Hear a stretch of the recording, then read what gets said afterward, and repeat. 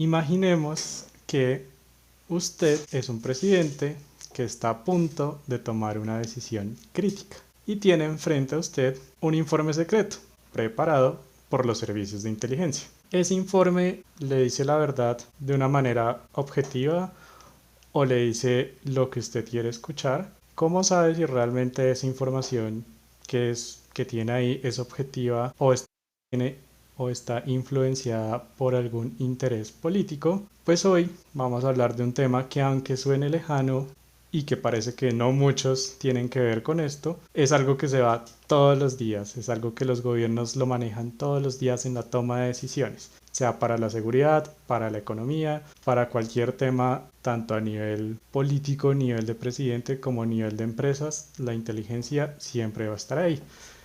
Y este episodio va a girar en torno a hablar sobre el autor, quien vamos a explorar mucho más de él y todos conceptos. Herman Kent.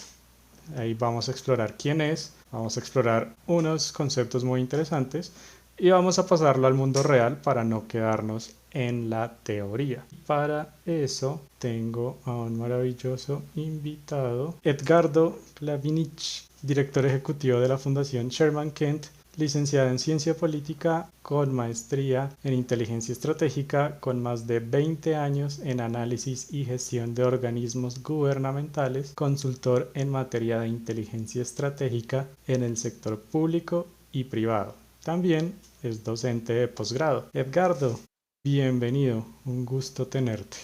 Hola Martín, buenas tardes. Acá en Argentina, estoy en Buenos Aires.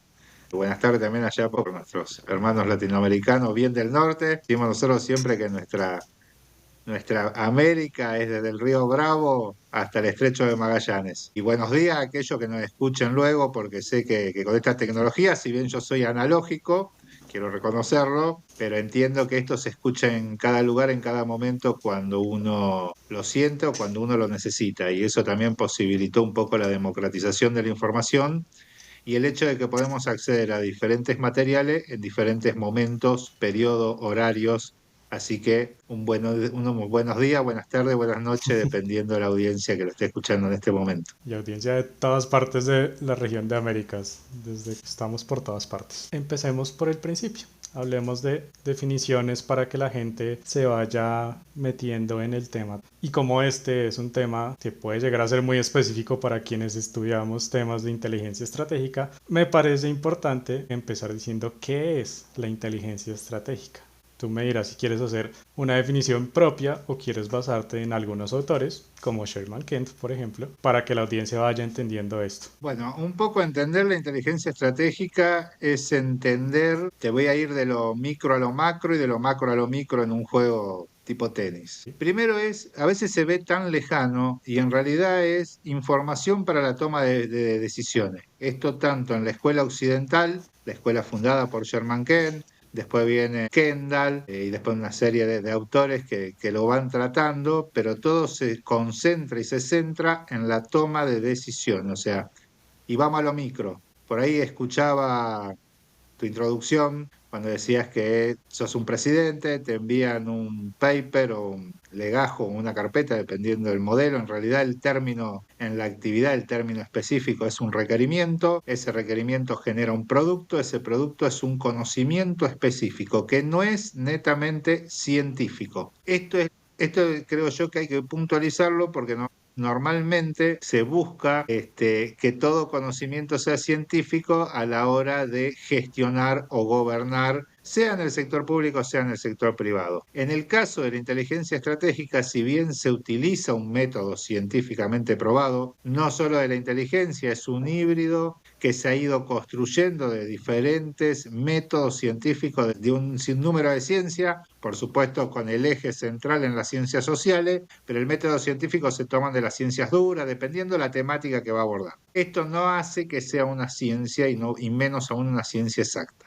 ¿Por qué? Porque hay algo que se llama, y acá Sherman Kent no estaría tan de acuerdo, Kendall tal vez un poco más, hay algo que es la percepción y por ahí en algunos países de América Latina le llamamos el olfato. o las experiencias, o ese dolor, comentan, muchos decisores comentan ese ruido en el estómago, en la panza, que me hace tomar decisiones. Eso en realidad está condicionado por nuestro cerebro, en realidad por nuestra mente. El cerebro es el proceso biológico, la masa biológica que tenemos que nos gobierna. Dentro del cerebro se desarrolla la mente. La mente, que son nuestros pensamientos, primero que traen una historia, todos tenemos una historia. Esa historia genera ciertas posiciones desde lo ideológico, posiciones en gustos, en tendencia, en acciones que hacemos, etcétera, etcétera, y le sumamos a eso un acumulado de experiencia dependiendo del sector y lo que nos ha tocado atravesar en nuestras vidas.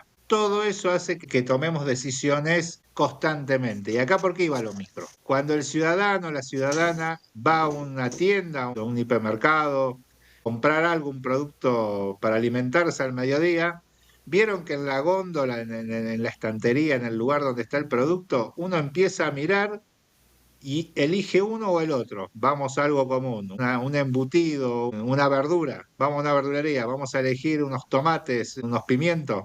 Bueno, tendemos a hacer análisis de inteligencia sin que lo sepamos. ¿Por qué? Porque el análisis de inteligencia básicamente es la búsqueda de oportunidades. Entonces nosotros comparamos el precio, la calidad, los colores, si conocemos los sabores, y esto es interesante porque es el primer momento donde se genera un sesgo que es inconsciente.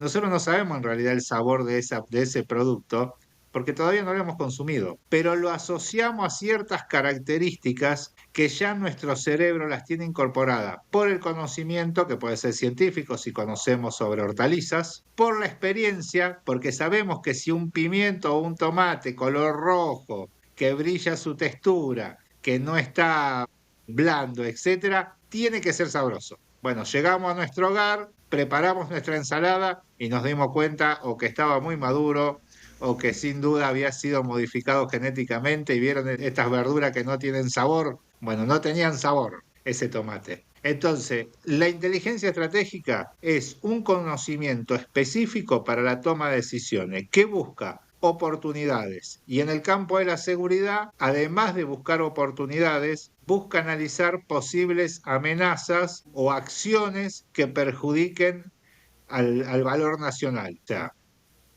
vamos de nuevo. Oportunidad, sobre todo lo que se trabaja en los estados a un nivel federal, a un nivel presidencial, es inteligencia económica hoy en día.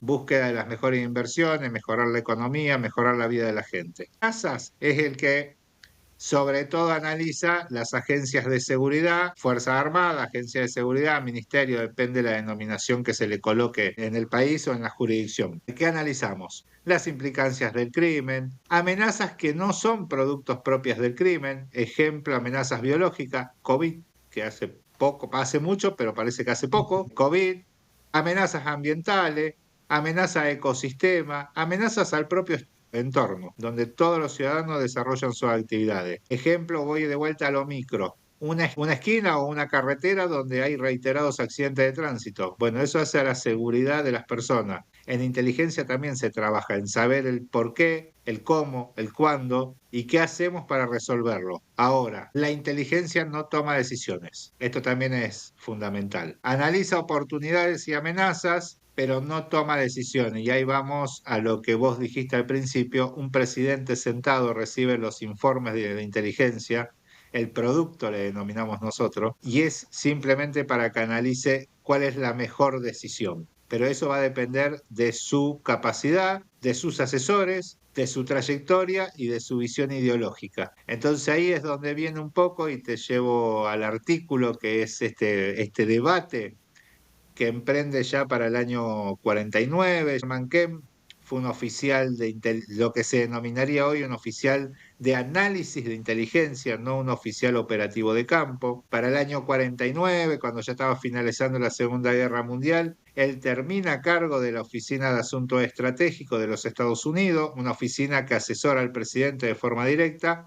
Hoy ya no existe, es lo que se conoce la Central de Inteligencia de Estados Unidos, la CIA, la Central de Inteligencia Americana. Yo por ahí no nombro lo americano porque depende la ascensión y el corazoncito de cada uno, si todos somos América o no somos América. Hay todo un debate con eso y hasta en el campo de la inteligencia. Pero él termina conduciendo la CIA y para el año ahora 2000 la CIA le hace un reconocimiento que crea el Instituto de Formación de sus Analistas, el cual lleva su nombre, Sherman Kemp. Súper, está súper claro definido, yo creo que es lo que es inteligencia, con esos ejemplos muy del día a día. Siempre lo que decían en mis clases de inteligencia era que uno lo utiliza sin darse cuenta todos los días, tal vez a otros niveles, no será como un nivel estatal ni un nivel de empresas, pero uno hace inteligencia, así sea solo para mirar perfiles de una persona en LinkedIn a ver esa persona que es, utilizando los medios OSINT. Y tenemos a Sherman Kent, quien va a ser nuestro, digamos que guía alrededor de este episodio. Y tal vez para complementar, yo diría que también de su obra más influyente, la de 1949, Strategic Intelligence for American World Policy, esa obra define como el papel del análisis de la inteligencia. Y ahí es donde vamos a meternos como a explorar un poco más. Que ahí dice que lo que también mencionábamos de que propone que el trabajo de inteligencia de pronto debe basarse en un método científico, ser objetivo y estar separado de presiones e influencias políticas. Y pues ahí es donde vamos explorando como ese tal dilema de la inteligencia.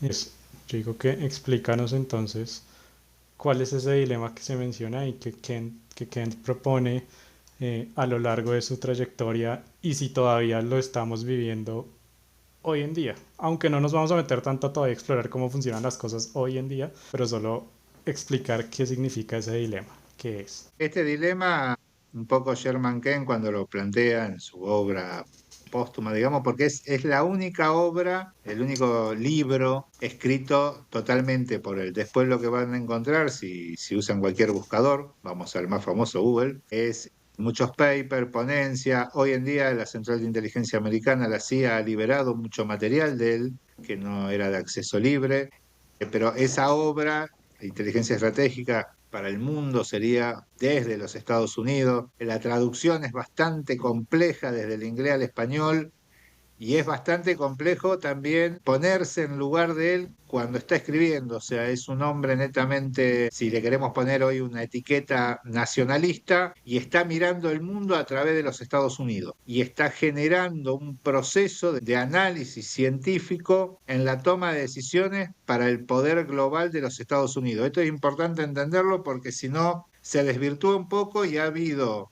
casos de colegas, amigos y docentes, etcétera, que muchas veces quieren torcer la mirada de Kent para ser aplicado tal cual el método en diferentes lugares. Vamos a un lugar común, nuestra región, la región de América Latina. El método científico en sí, del análisis de inteligencia planteado por Kent, sin duda es el más exhaustivo, el más riguroso y es el que yo creo, porque yo estoy en esa línea, creo que es el modelo de análisis del mundo occidental que al día de hoy nos sigue dando un producto de inteligencia con altos resultados. Esto es mi visión porque yo, como te digo, digamos que estoy dentro de esa visión y de esa escuela. Esto no quiere decir que sea lo único y la verdad. Yo siempre digo, en inteligencia, para colmo agreguemos esto, siempre las miradas tienen que ser divergentes. Después lo vamos a ver ahí con unos ejemplos de por qué tiene que haber una crítica y se deben permitir miradas divergentes. Si no, cometemos errores. Y los errores, cuando está asociado o a la economía o al campo de la seguridad, o podemos hambrear a un pueblo o podemos perder vidas de ese pueblo. Entonces no es una cuestión menor el tratamiento de los sesgos. Pero volviendo a tu pregunta, vamos de nuevo. El modelo se utiliza, se empieza a utilizar en los Estados Unidos, da buenos resultados. Ya el presidente no recibía opiniones, sino lo que empieza a recibir son apreciaciones de inteligencia, o sea, basado en un método científico. No era yo creo, sino se considera que basado en evidencia. O sea, lo que se denomina hoy gestión basada en evidencia, que por ahí ese latiguillo está, sobre todo en las gerencias corporativas, se escucha mucho. Esto es con métricas. Si lo queremos llevar hoy al campo de la virtualidad, de las redes, etcétera, lo que se denominan métricas, que se ha hecho un lenguaje común, esto viene del lenguaje corporativo, medir, ver, tener evidencia concreta, tener datos de unidad de información mínima, que son los datos, tener información procesada pero con fuentes verificables, etcétera, etcétera. Básicamente el método gira en ese entorno. Ahora, funcionó hasta tanto sucedió algo. Nuestras sociedades, nuestros países, podemos ver un poco en América Latina ya acentuada hoy en día los procesos democráticos, aún con 2 o 3 países, me estoy refiriendo a Venezuela, Nicaragua y algún país más que tenemos todavía con algún régimen autoritario. El resto de los países con democracia ya consolidada, pero si volvemos a 1949, él está hablando desde sistemas democráticos de gobierno. Y en los sistemas democráticos de gobierno, el pueblo, el soberano, como le gusta decir a los gringos, es quien decide y decide a través de su representante, en este caso el Congreso, sobre todo el Congreso, y el Poder Ejecutivo en la figura del presidente de la República. Bueno, y acá viene el dilema. Sherman Kent, cuando plantea el dilema, surge de una discusión que se da en el seno de la comunidad de inteligencia de los Estados Unidos, porque no solo estaba la Oficina de Asuntos Estratégicos, había agencias de inteligencia de las Fuerzas Armadas, de otros organismos de gobierno, etcétera, etcétera. Y se da este debate de que él, al haberse escindido desde una mirada netamente técnica y del conocimiento, o sea, desde la academia, recordemos que él era un historiador, él venía de una ciencia muy particular. Ellos tienen que sacar el sesgo, tienen que ser neutrales para poder contar la historia tal cual sucedió. Cuestión que yo no adhiero, no creo. Yo creo que cada uno contamos la historia lo más parecido a lo que sucedió, pero nos pasa también en la historia común en una mesa de día domingo que estamos compartiendo algún alimento. Cada uno cuenta la historia y uno sabe, se van a dar cuenta todos los más analógicos como yo, que cuando pasan los años uno vuelve a contar la misma historia y nunca es igual, es similar. Bueno, Sherman Kent quería lograr esto, quería hacer como con el método de la historia, lograr la neutralidad. ¿Y qué detecta él? Que para las agencias de inteligencia y específicamente para el análisis de inteligencia, esa neutralidad era bloqueada por las necesidades de la política, pero no de la política de gestión de gobierno, que ahí sí se busca la oportunidad. De la política, si vamos al mundo latino para que nos entendamos, la política partidaria, cuando el dirigente político requería información estratégica para tomar decisiones. Entonces, ¿él qué dice? No, esto es una herramienta para la nación, es una herramienta para el gobierno, es una herramienta para que la sociedad progrese, no para ser utilizada por un grupo de personas que detentan el poder en un momento oportuno de la historia. O sea, su rol de historiador, digamos que le jugó una mala pasada. En ese campo aparece Kendall, que es muy parecido el apellido aparte, de otra universidad. Sherman Kent proviene de Yale, de la Universidad de Washington aparece Kendall, otro analista de inteligencia muy prestigioso, también con un pasado en diferentes niveles federales, digamos, del Ejecutivo Nacional, y le dice, stop, Sherman, estás confundido. Acá si la inteligencia no genera una sinergia total con el poder de turno, este producto que genera la inteligencia simplemente termina en un cajón. Se refería a la cajonera del escritorio. Termina en la cajonera o como nos gusta decir en América Latina, en la pata de la silla o de la mesa, termina ahí abajo. ¿Por qué? Porque no es oportuna la información para aquel decisor que es el decisor político y que está buscando no solo la ventaja de una nación o la prosperidad de una población, de una sociedad, sino está también, por más que no lo reconozca, buscando una oportunidad para refrendar su poder o para permanecer en él. Vamos a un caso común en América Latina, la reelección de los presidentes.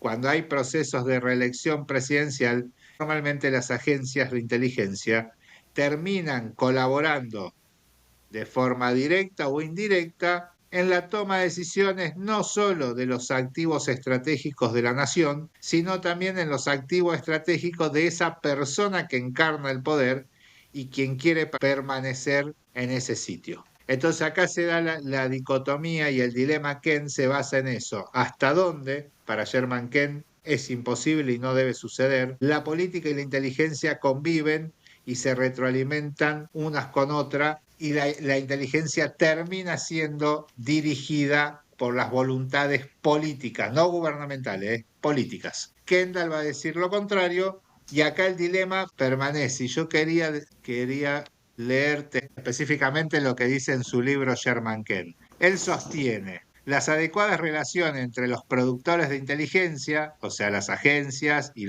dentro de las agencias los analistas, y los consumidores, cuando habla de consumidores son los gobernantes, son de extrema delicadeza. La inteligencia debe hallarse lo suficientemente ligada a todas las operaciones políticas, de proyecto y demás, para obtener la mayor cantidad posible de dirección o guía, pero tampoco debe hallarse tan cerca que pierda su objetividad de integridad de juicio. Cuando habla de esto, está hablando justamente que no se puede politizar, si vamos a América Latina, que no se puede partidizar, que no puede ser un partido político de turno, los objetivos de la inteligencia de un país. Dilema que al día de hoy continúa, pero dilema también que más adelante se pone en jaque cuando suceden algunos hechos en la historia, a lo largo de la historia, y queda un poco evidenciado que ni Kendall, que quería ser como un auxiliar de la política de turno, ni Ken, que quería un método científico exhaustivo, tenían toda la razón. Como toda biblioteca, y vuelvo a lo que te decía al principio, en la tarea de inteligencia hay un tema que todos son zonas grises.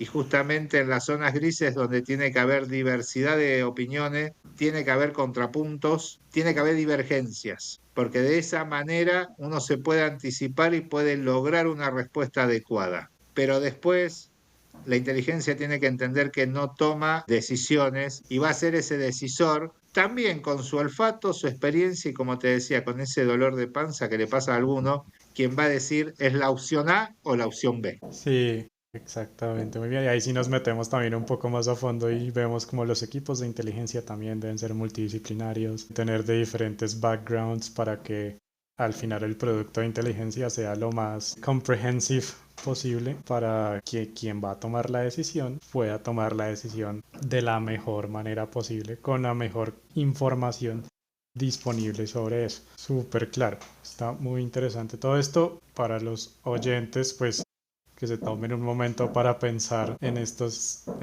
cosas. Así funciona un poquito detrás de cámara, detrás de bambalinas. Todas las decisiones que ven que se toman a diario en conflicto armado, en decisiones económicas, políticas, todo un proceso detrás que tiene muchas ramificaciones, que depende de muchos equipos que tienen que estar coordinados, hacer una investigación exhaustiva y tratar de evitar como ese dilema que estábamos mencionando. Entonces ahí es donde la cosa se empieza a poner interesante.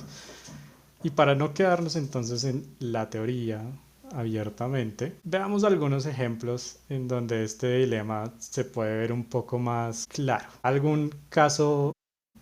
Como ejemplo histórico que por ahí Ujú. te comenté de que en un momento este método científico de Ken se pone en dudas y es donde como que Kendall gana un paso en esta carrera, pero después se revierte esto, adelanto el final, pero un caso histórico es la crisis de los misiles en Cuba en 1962 por parte de la Unión Soviética. Para aquellos oyentes, porque acá también hay un tema, los analógicos vivimos la Guerra Fría, yo ya supero las 4 décadas.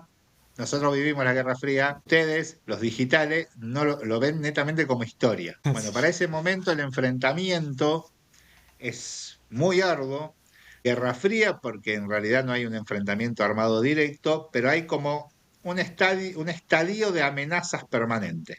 Dentro de este estadio y de la búsqueda de ventajas para un posible conflicto, o sea, todo un trabajo de inteligencia, básicamente, dónde colocar las bases, dónde tener el poder misilístico, dónde provocar daños, dónde influir las campañas de influencia, de desinformación que se ven hoy aumentada por las redes sociales, ya existían en esa época, a través de periódicos, a través de boletines, etcétera, etcétera. Bibliografía de algunos autores, por más que no se reconozcan, la academia también jugaba un rol importante en la Guerra Fría de transmisor de cultura y de ideología. Bueno, en ese contexto, en 1962, Rusia determina que por una cuestión estratégica iba a blindar de alguna manera Cuba, la isla de Cuba, con misiles que podían alcanzar el territorio estadounidense. La apreciación de inteligencia llevada adelante por Sherman Kent y su equipo hace caso omiso a una percepción de otro grupo. No había pruebas concretas, pero otro equipo de inteligencia le decía al presidente en ese momento que era posible que Rusia, en un movimiento geopolítico militar, quisiera colocar misiles en La Habana simplemente por una cuestión de alcance y de distancia territorial. El equipo de Sherman Kent lo niega, científicamente era inviable, digamos, por el traslado, por la logística, por el tipo de material, por la infraestructura necesaria para una lanzadera, etcétera, etcétera. Había varias cuestiones que si uno lo analizaba desde las ciencias, tornaban inviable. Simplemente digamos que podía ser efecto o acción de un loco, si lo queremos bajar a un lenguaje coloquial. Resulta ser que en ese momento la Unión Soviética, hoy que lo que se denomina rusa era la Unión de Repúblicas Socialistas Soviéticas, ahí está, que era Rusia y un par de países más, toma la decisión loca e irracional de trasladar para colocar misiles en Cuba. Cuestión que los que han leído un poco ya saben que esto no se alcanza a desarrollar. Hubo un momento casi inminente de un ataque atómico de las dos superpotencias, Estados Unidos y Rusia, y la Unión Soviética en ese momento, a raíz de este episodio. Estuvimos a un momentito muy pequeño de poner al planeta en grave peligro. Bueno, ¿qué era esto? Y acá Kendall, como te decía, gana un poco esta carrera. Fue una decisión política, no fue una decisión, fue la decisión de un hombre. El hombre A de la Unión Soviética que decidió, por más que el conocimiento científico lo negara, decidió trasladar los misiles. Y el hombre B, el presidente de los Estados Unidos en ese momento, que tuvo que tomar una decisión no basado solamente en cuestiones científicas, sino en cuestiones de experiencia y de percepción o de olfato, le decimos acá en Argentina, propio de su cargo. Si el presidente de los Estados Unidos en ese momento hubiese ya desarrollado el evento con los misiles ahí muy cerquita de La Habana, hubiese tomado la opción netamente racional científica, tenía que haber apretado el famoso botón rojo e iniciar una guerra atómica. Si el señor Unión Soviética en ese momento se hubiese basado en el conocimiento científico y en la apreciación de inteligencia que seguramente las recibió, hubiese tenido, bajo el método de Sherman Kent, hubiese tenido que dejar los misiles donde estaban y tal vez generar una lanzadera en el límite que era lo que conocemos como Alemania, no estaba unificada, había dos Alemania ahí con un muro en el medio. ¿Qué evidencia esto? Que no todas las decisiones son netamente racionales y que el método científico puede acercarnos y darnos un contexto o un cuadrilátero, si vamos a la teoría de los conflictos, para racionalizar el momento. Ahora, lo único que no vamos a poder racionalizar es el punto inminente de la decisión. No hay decisión 100% racional. Nuestro cerebro, en realidad nuestra mente, que está dentro de nuestro cerebro, tiene un tema normal que es biológico. Quiere gastar poca energía. Y esto es porque cuando estuvimos en la época de las cavernas, la energía se gastaba cuando venía la amenaza, cuando venía el león a comernos. Teníamos que correr y teníamos que pensar rápido cómo evadirlo. Bueno, esto sigue sucediendo. La elección no es netamente racional. Tenemos normalmente nuestra mente lo que hace, y vuelvo a lo micro, los que estén escuchando y tú mismo, Martín, analiza un montón de cosas que uno decide en el día a día. Si uno lo está decidiendo o uno después de haber hecho la acción justifica la decisión y cree que es racional. Bueno, esto es lo que pone el dilema en jaque. No toda decisión, en realidad ninguna decisión, es 100% racional y se puede ajustar a un método científico. Ni siquiera, y acá vamos a generar miedo para aquellos que tienen que ir a alguna intervención quirúrgica, ni siquiera el cirujano cuando está interviniendo en nuestro cuerpo. suceden cosas en ese quirófano, el medio cambia, todas las experiencias no son iguales, esto de que la historia se repite, no, no se repite, son semejantes, pero no es que se repite. Bueno, en un quirófano también. Todo lo que aprendió el cirujano son métodos y son cuestiones científicas que logra salvar la vida de una persona. Ahora, en el momento de la cirugía, suceden miles de cosas que él tiene que decidir. Y normalmente, un alto grado, la decisión es irracional. Simplemente lo hace porque sabe que lo tiene que hacer y le da resultado. Entonces acá es donde el dilema Ken queda en jaque. Después vamos a lo inverso, cuando vuelve a ganar de vuelta la carrera. Cuando sucede el atentado del 11 de septiembre en las Torres Gemelas en los Estados Unidos, que fue en el 2001, ya pasó también mucho tiempo para los más hiperdigitales, digamos, de última generación, los que nacieron ya con el metaverso, lo ven como una historia. Bueno, eso fue un crack mundial, sobre todo para el mundo occidental, porque esto también, los sesgos, a veces hay que observarlo y analizarlo. Normalmente nosotros creemos o decimos es el derribo, el atentado terrorista contra las Torres Gemelas es un crack mundial, cambió la historia del mundo. Yo les diría que si uno tiene la oportunidad de hablar con gente de China, de Rusia, los países árabes, pero más al oriente, de la India, etcétera, a ellos no le cambió nada. O sea, fue un crack mundial para el mundo occidental. Atacaron Occidente. A veces hay que medir, porque también uno cree que muchas veces todos están preocupados por lo que nosotros estamos preocupados y no es así. Nos pasa en todo sentido de la Es vida. cierto. Ahí, cuando se sucede el ataque terrorista a las Torres Gemelas, se evidencia que el haber priorizado la decisión política de la administración, la gestión y la producción de inteligencia, ¿esto qué es? Que es la Agencia de Inteligencia de los Estados Unidos y algunas otras agencias de inteligencia de Occidente priorizaban la demanda del político de turno. ¿Qué logró esto? Que se vayan aislando las agencias. ¿Por qué? Por desconfianza, por miedo, por ver quién quedaba mejor con el presidente de turno. Cuestiones humanas. El atentado se sucede luego de años de investigación, pasaron casi 4 años, el Comité del Senado de los Estados Unidos infiere, según las investigaciones, y según las actas que hoy en día también ya son públicas, de que muchas agencias tenían la noción o la percepción de que podía haber un ataque inminente en suelo estadounidense.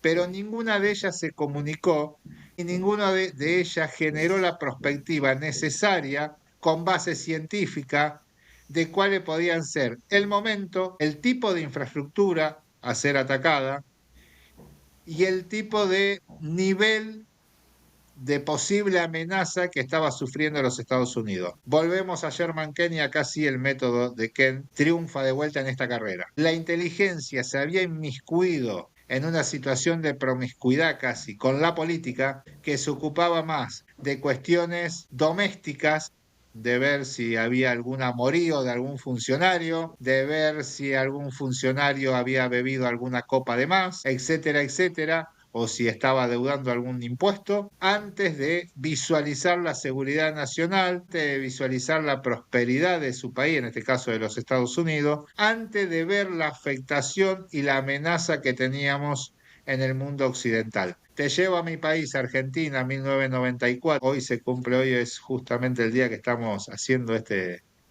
podcast, es el día de conmemoración, desgraciada por cierto, del atentado a la Mutual Judía en suelo argentino.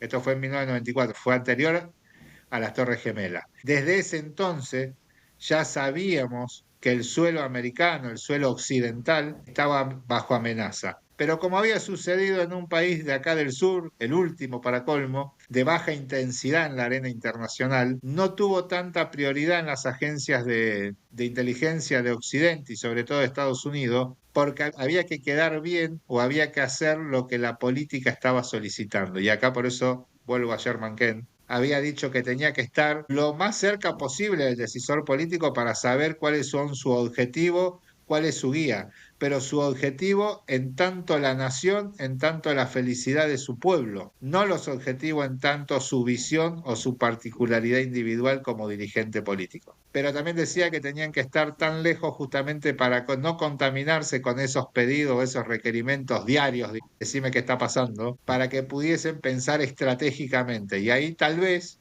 hubiésemos evitado el 9/11, hubiésemos evitado el ataque en suelo argentino, donde murieron parte de la comunidad judía, pero en su mayoría ciudadanos argentinos que desarrollaban labores y gente que estaba en la zona que desgraciadamente ni siquiera tenía que ver con la institución. ¿Querés otro caso emblemático donde la política hace jaque mate a la inteligencia? Por más que la inteligencia se crea muy inteligente, valga la redundancia, por el manejo de información, porque uno tiene Claro. por ahí las capacidades como para anticiparse. Ese anticiparse en algunos casos es medio flojo de papeles, decimos acá, porque es más adivinanza que anticipación, que esto también es un producto de la inteligencia que es discutido si se anticipa o está adivinando. Anticiparse es con métodos científicos. Adivinar es ver qué va a pasar y si sucede, y bueno, viste que te lo dije, eso dice el dicho. La incursión, volviendo a los hechos históricos, la incursión de los Estados Unidos en Irak, la invasión de Estados Unidos a Irak, con el supuesto de que Irak contaba con armas de destrucción masiva, armas biológicas, armas químicas, armas nucleares, etcétera, etcétera. Muy parecido o similar, si vamos a la fecha de hoy, con lo que está sucediendo en el régimen de Irán, pero ahí con una diferencia. Se comprobó científicamente que Irán al menos enriqueció uranio. No sabemos si tenía los misiles con capacidad nuclear, pero ya había enriquecido uranio, al menos tenemos algo sólido. En Irak nuevamente gana la política, pero la política muy inteligente. La política le hizo inteligencia a la inteligencia. Ok.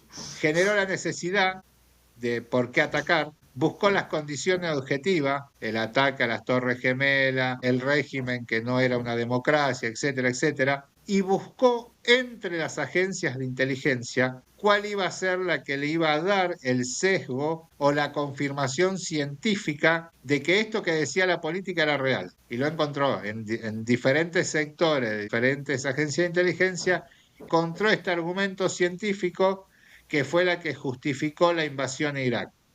Invasión que con los años, y también es de público acceso, e informes de diferentes parlamentos, el Parlamento Europeo, el propio Congreso de los Estados Unidos, algunos académicos acá de la región de América Latina que han elaborado muy buenos informes, los cuales destacan que el argumento para la invasión fuera del sesgo del régimen que estaba subsumido el pueblo iraquí, dejemos eso a un costado, pero la justificación de las armas de destrucción masiva en realidad era una percepción, como te decía hace un momento, era más que nada adivinar si estaban o no. No había una prospección, no había un desarrollo de un conocimiento oportuno, que es, como te decía al principio, el fin de la inteligencia estratégica. Eso no existió. Se generó que la política le hizo inteligencia a la inteligencia para justificar la invasión a Irak y el posterior desenlace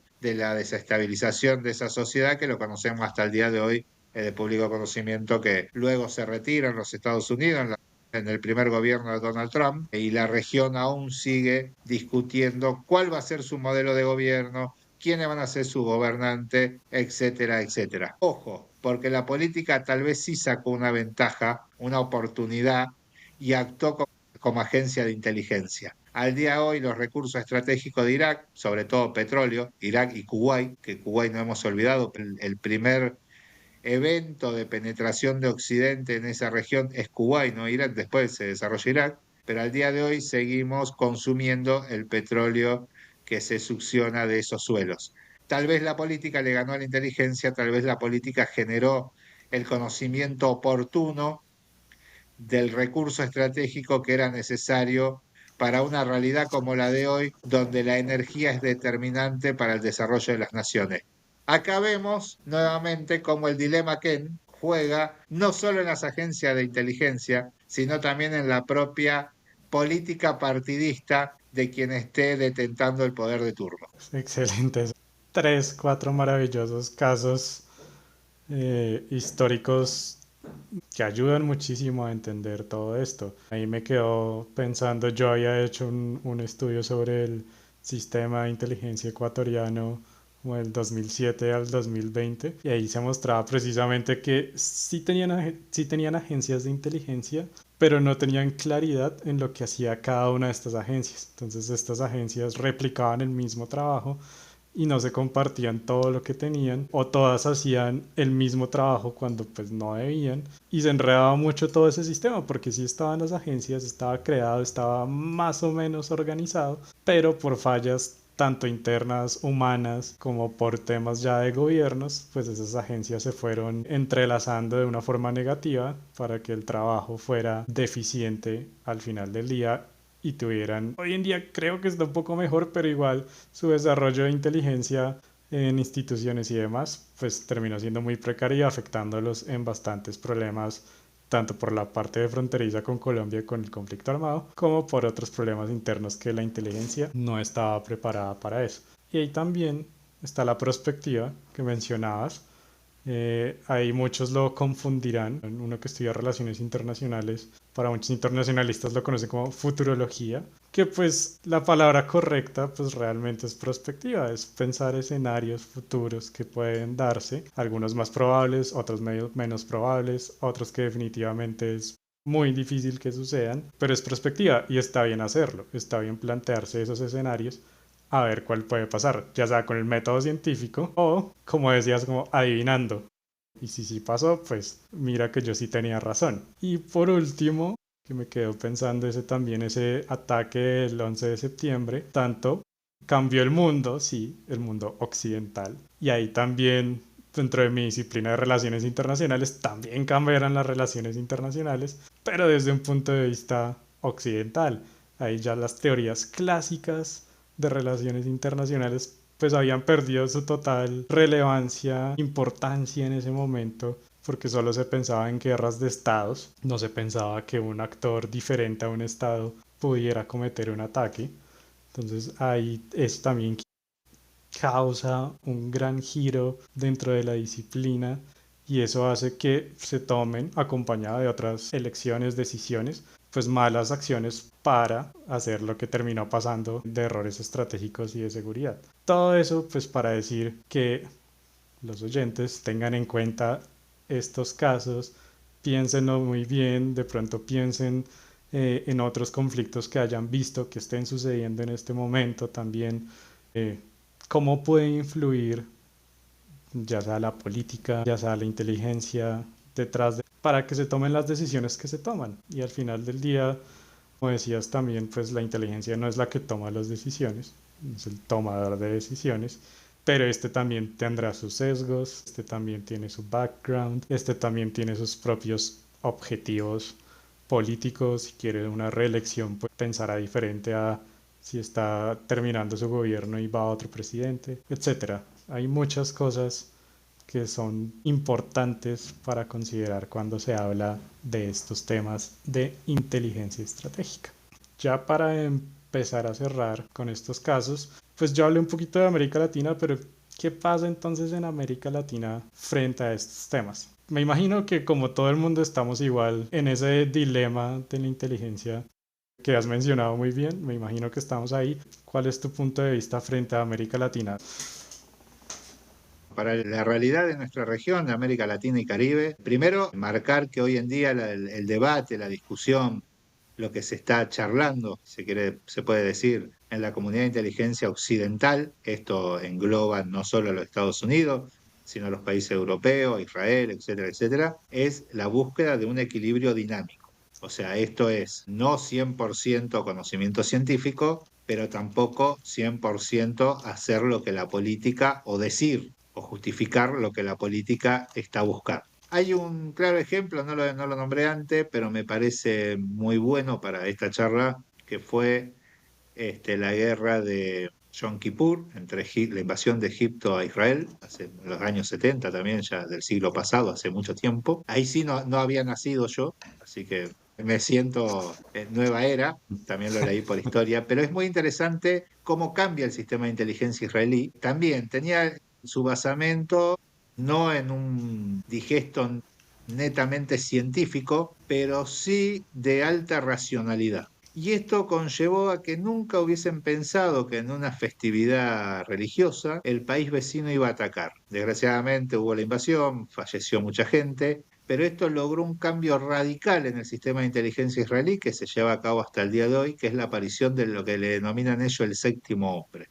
¿Esto qué es? alguien que opina diferente, alguien que dice que contrasta las hipótesis. O sea, si todos pensamos tal cosa como una apreciación de inteligencia racional, hay un séptimo hombre que se dedica, su tarea es rebatir todas esas hipótesis y pensar en cosas como ser, vuelvo al caso del 9/11, o de los misiles en Cuba, pensar que alguien puede pensar irracionalmente y tomar esa decisión que por más que todos digan que es imposible o que nadie lo haría en su sano juicio, lo puede llegar a hacer. Y ese séptimo hombre lo que hace es preparar protocolos y sistemas de contingencia en en caso de que alguien tome esa decisión que todos creemos irracional. Viniendo a América Latina y Caribe, nosotros estamos como en un estadio bastante más, no es retrasado, sino en dilemas de qué es la inteligencia, porque acá tuvimos un periodo ya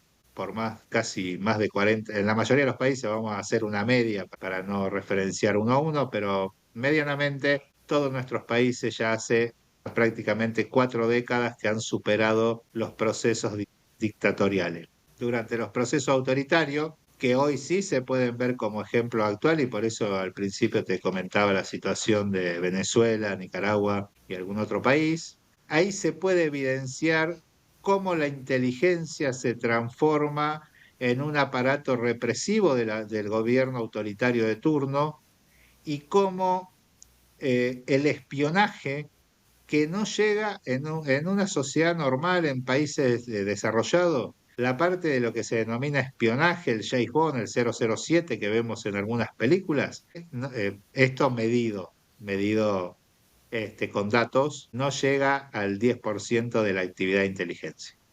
Normalmente, y más hoy en día, información confidencial, información privilegiada, es muy difícil de que un Estado la pueda encorsetar, que un Estado la pueda proteger. Normalmente hoy está todo es público. Además, si quieres esconder algo, hazlo lo más público posible. Yo siempre a mis alumnos les doy un ejemplo. Si estamos en una clase con 30 alumnos, yo pregunto, ¿quiénes no tienen redes sociales, pero ninguna red? Seguramente no llega al 10%. Y de ese 10% se empiezan a generar dudas de por qué no. Y si uno empieza a generar esa duda de por qué no tienen, uno empieza a investigar a esas personas, a ver qué han hecho, qué hacen, por qué no lo tienen, qué actividad desarrollan que no tienen redes sociales, si estamos en el mundo, en la era de la comunicación. O sea, uno genera duda y esto sucede también en el mundo de la inteligencia. La información es pública, es accesible. Ahora, lo que hay que tener es la formación adecuada, dependiendo de la temática, por supuesto, o la gestión adecuada, si uno está en el campo de la inteligencia, para procesar esos datos o esa información y generar ese conocimiento oportuno. Pero la información siempre está. Lo vemos ahora sobre todo con lo que se denominan brokers, que están con las acciones, con los mercados, que antes era algo muy específico y con información privilegiada, etcétera, etcétera. Y hoy los jóvenes facturan, ganan dinero y ¿qué hacen? Investigan todo el día y utilizan métodos científicos para analizar variables, analizar oportunidades, invierten sus ahorros y a muchos les va bien, a otros no les va tan bien y a otros les va muy bien. Esto sucede y esa inteligencia, si se quiere, es la base de la inteligencia económica, que esto, en otro nivel, por supuesto, con otras herramientas y otro conocimiento, es lo mismo que hacen los estados a la hora de hablar de sus activos estratégicos en cuanto a recursos. Vamos de vuelta a nuestra región, que es América Latina y Caribe. Dado estos procesos que hubo dictatoriales de ya hace 4 décadas, situación en ese momento era muy parecida a lo que pasa hoy en Venezuela, en Nicaragua, la utilización política del espionaje sobre sus propios ciudadanos y sobre todo de generar argumentos, por un lado, para los elementos represivos y por el otro lado para consolidar los relatos de los regímenes. Esto sucede en Cuba, hoy en día un poco más abierto, Venezuela ni hablar, hoy en este momento aún está cautivo un ciudadano argentino que se lo acusó de inteligencia justamente en territorio, simplemente por la posición de nuestro gobierno actual en contra de cualquier dictadura, y esto ha conllevado que los organismos de inteligencia de la región, organismos y secretarías o agencias, depende de la denominación que tenga en cada país, queden en una zona más allá del reverso de la hoja de agenda de gobierno de turno.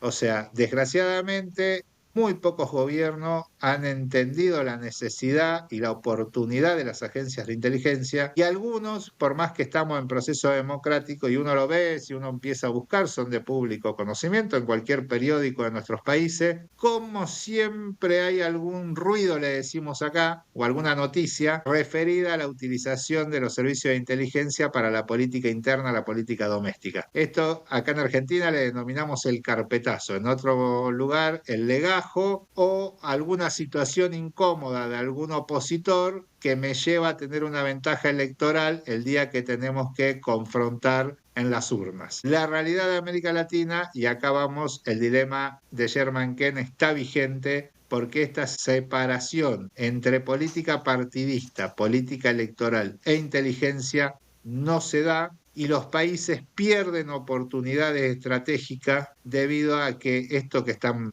sostenido con fondos públicos, por supuesto, no están generando un producto estratégico para la nación, o sea, no están generando la inteligencia estratégica para la nación, como dice, como sostenía este título del libro de Germán Kent. No están orientados a eso, están orientados, digamos que están en un estadio hoy aún de una inteligencia más de tipo inteligencia criminal, inteligencia interna, espionaje de ciudadanos, etcétera, etcétera. Y si vamos a un caso puntual, el caso de la utilización hoy en día con la tecnología existente, pueden buscar, aquellos que estén escuchando, el caso Pegasus, un software de espionaje de telecomunicaciones. ¿Esto qué es? Vamos a algo básico.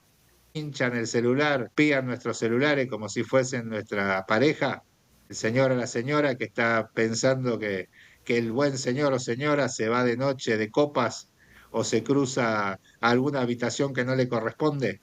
Bueno, el caso Pegasus está siendo investigado en varios países de nuestra región. Es un software de origen israelí, un software de una empresa lícita.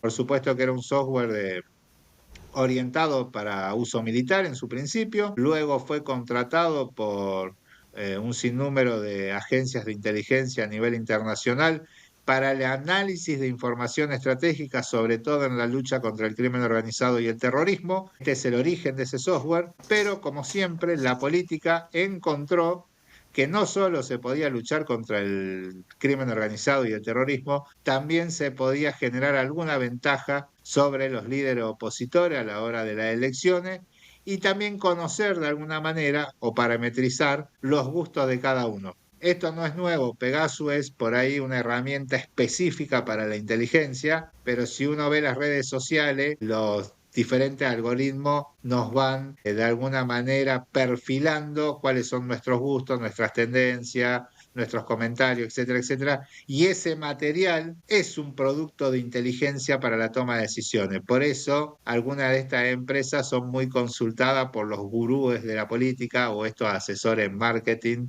o en campañas que utilizan este tipo de herramienta para saber qué estamos pensando los ciudadanos, qué gustos tenemos, dónde queremos llegar cada uno. Bueno, en ese contexto, Pegasus es una oportunidad para analizar cuál es el estadio de la inteligencia en América Latina y por qué es necesario este tipo de debate o este tipo de conversaciones. Primero, para desmitificar que el espionaje no llega al 10%. Segundo, para desmitificar que no son organismos represivos del Estado. Y tercero, para generar conciencia que son áreas con personas que han dedicado su vida a analizar, a comprender fenómenos y sobre todo a buscar un valor positivo en una ventaja positiva para nuestras sociedades. Esto que es el desarrollo. O sea, cuando un Estado, estamos en un sistema capitalista, o sea, hay recursos económicos, recursos materiales, etcétera. Eso genera ventaja y genera riqueza para todas las sociedades. De eso se debe ocupar la inteligencia estratégica y como segundo ratio, por supuesto, a la lucha contra el crimen organizado que genera y afecta el desarrollo de nuestras naciones, y sin duda contra el terrorismo, porque no solo afecta el desarrollo de nuestras naciones, sino es algo que genera pánico y ha generado pérdidas de vida en varios países de nuestra región, sean organizaciones internacionales, como nos tocó en Argentina, o como le tocó a los Estados Unidos, o sean organizaciones locales bajo influjo de ideologías internacionales. Voy al caso Colombia con la FARC, las cuales han costado la vida de miles de personas y el desplazamiento de otras tantas familias, y esto es a lo que se tiene que ocupar la inteligencia estratégica, a dar respuesta, por supuesto, no va a tomar decisiones ni va a operacionalizar, y valga la redundancia, operaciones para erradicar esos fenómenos, pero va a dar la información necesaria y oportuna para luchar contra ellas. Pegasus, por ejemplo, fue bien importante en Colombia hace un tiempo. Ese ha sido todo un tema aquí. Listo. Para ir cerrando, solo una conclusión muy rápida, aunque yo creo que ya medio hemos dado la respuesta a esta pregunta durante todo el episodio, y es si ese dilema se puede resolver, si hay alguna forma o no de resolver ese dilema. Por lo que hemos hablado, por lo que se ha mencionado históricamente, como más o menos de hoy en día, yo diría que no. Y ahí están todas las razones para decir, tanto de políticos, tomadores de decisiones, método científico, método no científico, todas las aristas que pasan alrededor del proceso de inteligencia y de los intereses y demás. Pues para mí la respuesta sería que este dilema pues nunca se va a resolver, nunca va a desaparecer, siempre más bien va a tocar es buscar un equilibrio en la situación.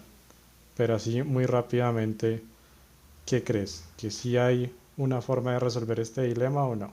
Como resolución del dilema, creo yo que es esto, un equilibrio dinámico entre política e inteligencia, entre inteligencia y política. La resolución óptima no la va a haber porque siempre hay intereses, todos somos seres humanos y tenemos nuestros intereses, nuestros sesgos, nuestros deseos, y sobre todo el poder del Estado tiene sus objetivos. Entonces, una solución de llegar al método 100% creo que no la hay. Ahora, es como toda teoría, y esto también me gusta remarcarlo siempre.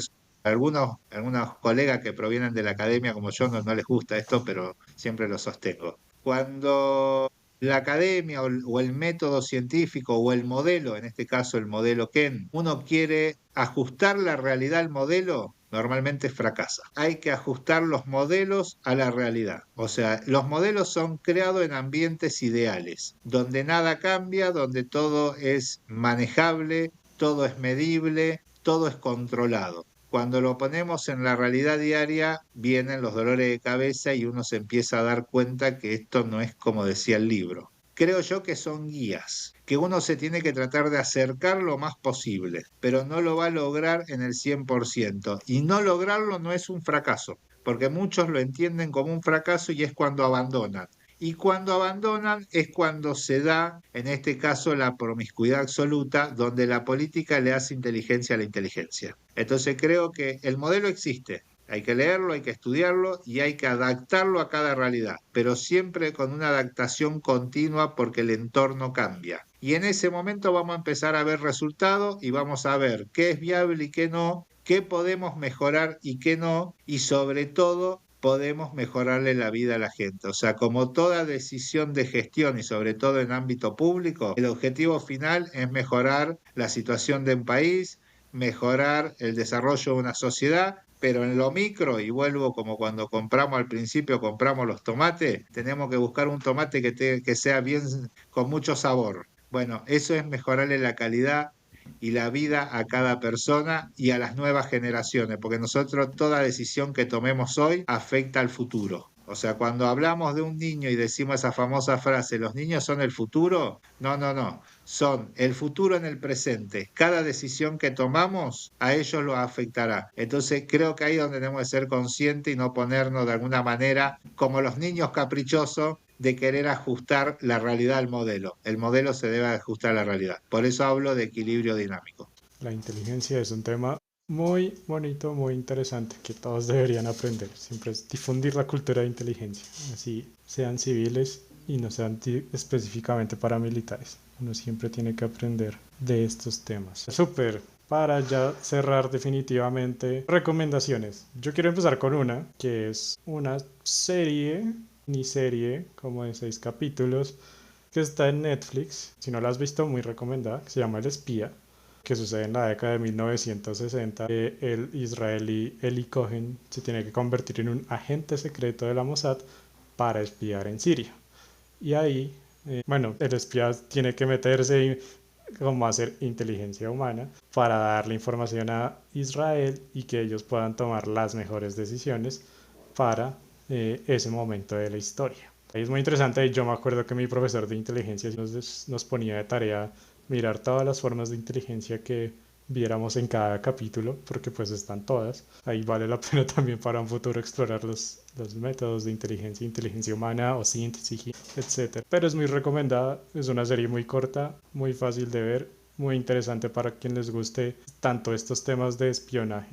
Como decías que el espionaje pues es solo una parte ínfima, mínima de todo lo que sucede en el mundo de inteligencia pero pues es lo que la gente más conoce y pues a quien le gusten también temas de historia pues puede aprender un poco de historia sobre esto. ¿Algo para recomendar, Edgardo? Bueno, hay una serie, no recuerdo que es una serie o una película, Pain Gap, que habla del 5Age.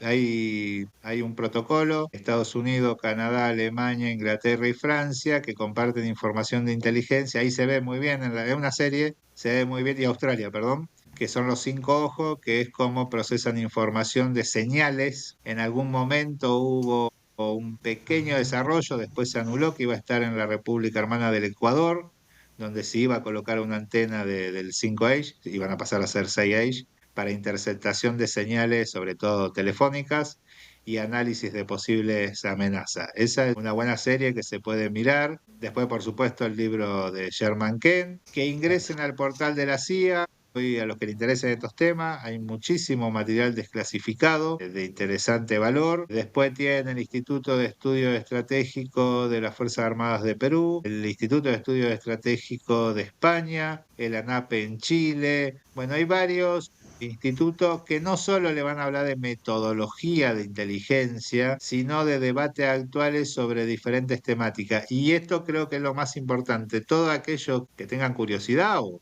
o estén desarrollando conocimiento, o estén atravesando carreras universitarias, la inteligencia como método no solo aborda las cuestiones de seguridad duras. Hay estudios de inteligencia sobre minería, sobre energía, sobre medicina, sobre tendencias de nuevas tecnologías, etcétera, etcétera. Pueden encontrar muy buen material desarrollado por expertos en cada área, de fácil acceso y gran rigurosidad científica. Me ha tocado observar con los años que muy pocos alumnos, normalmente uno busca la enciclopedia o un libro complejo para citar alguna cuestión técnica o una cuestión de conocimiento. Y muy pocos se dan cuenta que en los estudios de inteligencia se van a encontrar con un mundo muy grande, sobre todo para conocer nuevos autores, nuevos pensadores, que desarrollan cuestiones pero específicas. O sea, el paper de inteligencia, el documento de respuesta al requerimiento de inteligencia, normalmente no tiene más de 10 páginas. Imagínense que un presidente de la República no tiene tiempo de leer. 10 son Bueno, pero en muchos. esas 10 páginas uno resuelve o da noción de una temática específica. Y esto hoy en día, gracias a la democratización de la información y el acceso que nos posibilitan todas estas redes, también la ciudadanía tiene acceso. Si buscan ahí, van a encontrar muchas cosas para los trabajos futuros, y yo creo que una manera también de democratizar lo que es el mundo de la inteligencia y de acercar a aquellos que les genere curiosidad adentrarse a este maravilloso mundo que sin duda deja muchas anécdotas, pero también uno aprende mucho. Y bien, pues muchas gracias, Edgardo, por todo esto. Una maravillosa conversación. Estoy seguro que le servirá de mucho a los oyentes. Y a los oyentes, muchas gracias por escuchar este episodio. Si les gustó, por favor compártanlo. Y si desean hacer parte de estos capítulos, me pueden contactar por LinkedIn o por Instagram en Voces Globales. Muchas gracias y nos escuchamos en otro debate. Gracias por sumarte a este análisis internacional en Voces Globales. Te invitamos a seguir explorando, debatiendo y formando opiniones independientes. Disponible en tu plataforma de podcast favorita.